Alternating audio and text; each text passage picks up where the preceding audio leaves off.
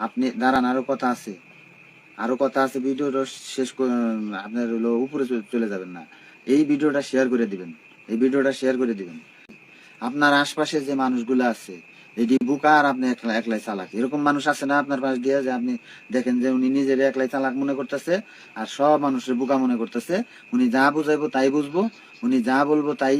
কিন্তু দাঁড়ান, এই যে দাবার খবরটা শুনে যান।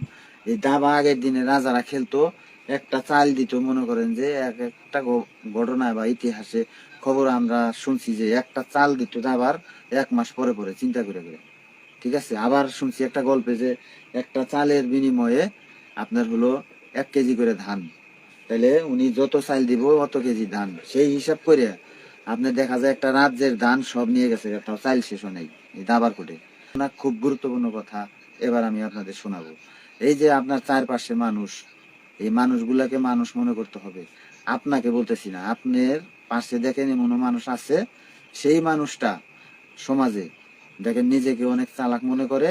সবাই, আমরা প্রত্যেকেই আমাদের ভিতরে যে অহংকার আছে, এই জন্য আমি ফেসবুকে একটা পোস্ট করছি যে যতদিন না অন্তরালের অহংকার হবে শেষ, ততদিনই বদলাবে না সোনার বাংলাদেশ।